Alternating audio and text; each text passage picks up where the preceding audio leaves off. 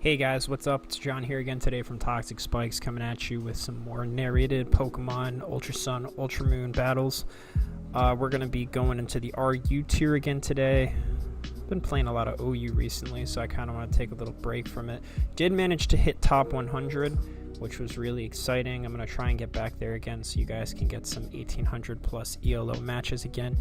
And in case you haven't noticed yet, I do have a new microphone. So thankfully my audio quality is a lot better now. It should be easier on your ears. Hopefully you guys can enjoy my videos a bit more now. And also I'm going to look into possibly setting up a stream. I feel like now, since I actually have a good microphone, listening to me talk as I play Wi-Fi battles for an hour or two might actually be bearable. Wow, it's actually taken us a long time to find a battle here. We're not like high on the RU ladder or anything. Oh, never mind. We're right into one as soon as I say something.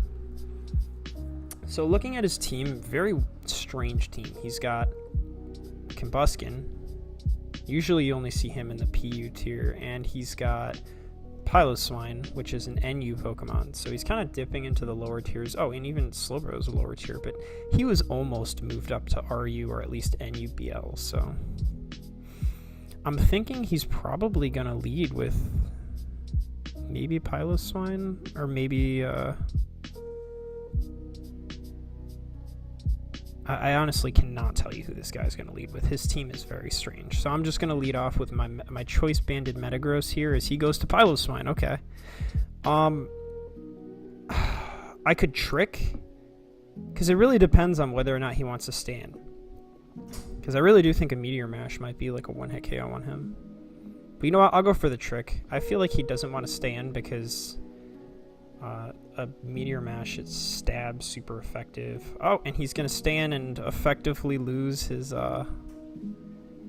Piloswine. I mean, he doesn't really lose it, so to speak. But now that it's choice banded, it's much less effective at whatever he wants it to do. I do lose my Metagross on that gamble. Not a huge deal for me. Gonna just start the super not lame Shaman sub tactic. He's gonna Brave Bird, which is actually really good for me because this means he's gonna be taking recoil damage as well as Leech Seed damage. Gonna go out to my Arcanine too, so if I can bait him into another Brave Bird here. Oh, he has Defiant. I actually didn't even like pay attention enough to know that this guy has Defiant. That's okay. Looking at his team, I'm thinking Toxic is my best choice here. Unless he goes out to his, what's it called? His Drapion. Yeah. Slowbro is going to get poisoned. That's actually amazing for me. I go to Shaman. Even if he tries to inflict status predicting a switch, Shaman's not going to care. He's got Natural Cure. And he goes for Signal Beam, strangely enough. Gets the confusion. That's really annoying. I don't know. I feel like that move really shouldn't even have a chance to confuse. I mean, you just always kind of feel cheated when it actually happens. 10% secondary effects are weird because I feel like it's a level of balance to the game that I don't understand. So like if they weren't there, I'd probably be like complaining about how matches took too long. But when you do get hit by a 10% effect, it really is kind of like disheartening. You know, because you kind of play around with the idea that they're not going to happen, because realistically they shouldn't happen. I'm just going to go to Shaman here. If he predicts my switch with a Hidden Power Ice... Oh, see, Toxic's not a big deal. Get the Leech Seed off here. I don't think a Hidden Power Ice would be enough to kill me. Oh, and he's going to go for Substitute. Okay. We are going to try our best to remain calm here and not go on tilt. There is nothing more in this world that I hate than substitute toxic stall sets. This guy is no exception. Thankfully, I have Heal Bell, so if he wants to try to protect stall me, this might be like a really bootleg version of the Suicune set. Yeah, that was nice, actually, because now I get rid of the Toxic Poison. And there's really not much he can do here. He's going to switch out. He goes out to Drapion here. Takes a huge amount of damage, actually. I was not expecting it to do that much. Now Arcanine's going to drop his attack one stage. So he goes for the Poison Jab. He'll end up hurting himself quite a bit. Gets the Poison, which is unfortunate, but I'm really not too worried about it. The Poison Jab, he could kill me with the next one. It's really a damage roll here, but I'm going to go for the Morning Sun and kind of take that risk. Not so bad. And I can also heal off this poison later on with my Florges. So, you know, we were off to a rough start in this game, but we're slowly coming back. Go out to Blastoise here. So he goes for Psychic. That does a lot more than I'd really like it to, but it's not too bad. I'll Dark Pulse. If he goes to Raikou, I'm actually really impressed that his Slowbro managed to live that, but his Slowbro will go down. This is all important because essentially my way of winning this game is with Flygon. So if I can switch in Flygon against maybe like his Braviary or his Raikou and get up a Dragon Dance, I win the game. I'll go to Florges here just in case. He actually makes a really good prediction and goes out to his Drapion. Goes for Pursuit, not very effective, so not sure what he was really going for there. And I'm thinking at this point that Will-O-Wisp is my best bet. So I'll go for it. I don't want to go for Toxic. Oh, this is perfect. His Banded Piloswine is now burned, which means his attack gets cut in half. Go out to Florges because I can take an Ice Shard easy. I think he was predicting me to switch into either Flygon or Shaman at that point. Now the great thing about Florges is I can just go for Wish here. I mean, he has to switch. He's locked into Ice Shard, which is horrible, especially because he's burned. You know, he's actually in such a bad spot here. I could go for Moonblast and take out whoever he switches into. I can't take out Raikou, but I can bring him low enough to the point where it becomes very difficult to pull off his Toxic Stall strategy. Yeah, so he has to sacrifice Braviary there. Goes out to Drapion. Even if he goes for Pursuit again, I really don't care. Let's just go to Arcanine. This is gonna, yeah, he goes for Aqua Tail. I figured he'd have a coverage move to handle Arcanine, but this brings him so low and at -1 attack that I think it's time we just bring in Flygon and go for the sweep. Yeah, it is time we do this. Because I should be able to live a Choice Banded Ice Shard. He goes for Aqua Tail, really doesn't do a whole lot. Now I'll go for Earthquake. Yeah, I should be able to live a Choice Banded Ice Shard because he's burned. That was really like the only guy I was still worried about was Piloswine. Basically, like, whether or not we win the game is going to come down to this. Go for the Devastating Drake just to ensure that he dies. Oh, and it's still enough to take out Flygon.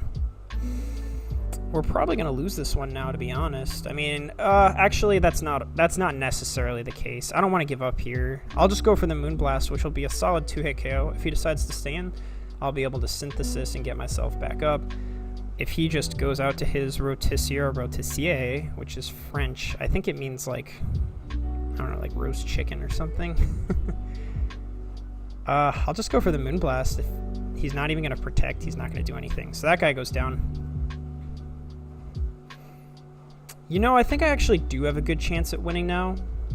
His Raikou is going to have a very difficult time pulling off his Protect strategy. And while Pressure is stalling my Moonblasts out pretty quickly, unless he starts getting like double Protects or something, he's really not going to be able to do that.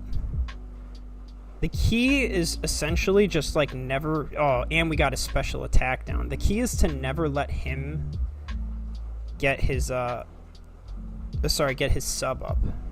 Okay. He gets a crit there, which is very annoying. And I'm expecting a... I'm actually expecting not a second Thunderbolt, but whatever. Just going to go for Moonblast here. I'm really playing with fire, kind of, if I go for Moonblast. The key is to not let him get a substitute up, essentially, is what I'm trying to say here. As long as he can't sub protect toxic stall my Florges out, I'm going to be okay. Yeah, and if I get these special attack drops, then he's going to have a very difficult time doing pretty much anything.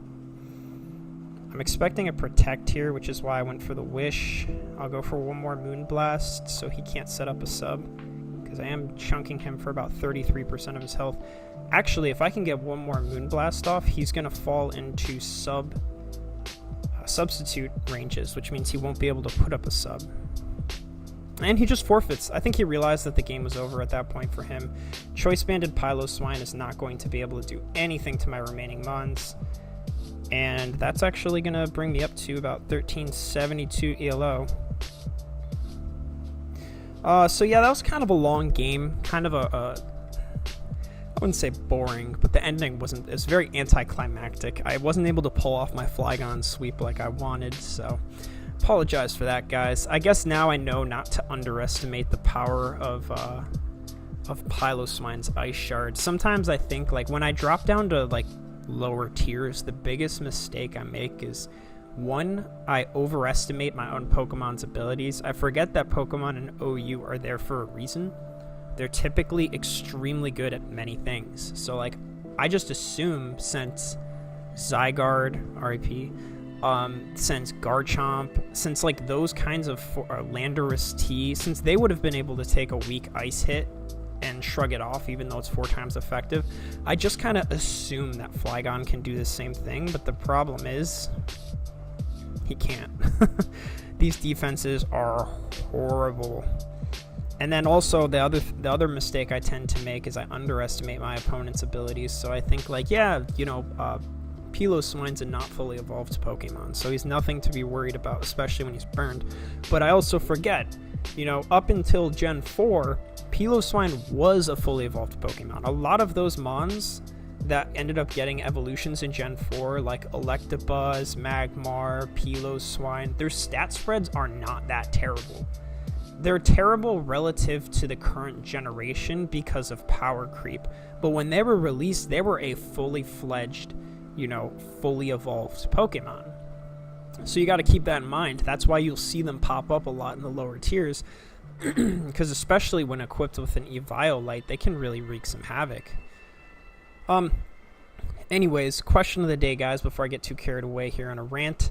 My question of the day is, what is your favorite Netflix series? I know they've been coming out with a lot of cool stuff recently. I just watched this movie today called Bird Box because all my friends were telling me about it. Everyone's been talking about it on Facebook. I know I'm like a week late to the party, but I gave it a watch. Wasn't too impressed. Seemed a little bit like a ripoff of similar movies like A Quiet Place, but it wasn't so bad. I'm always looking for new stuff to watch, though, so let me know what you think in the comments down below.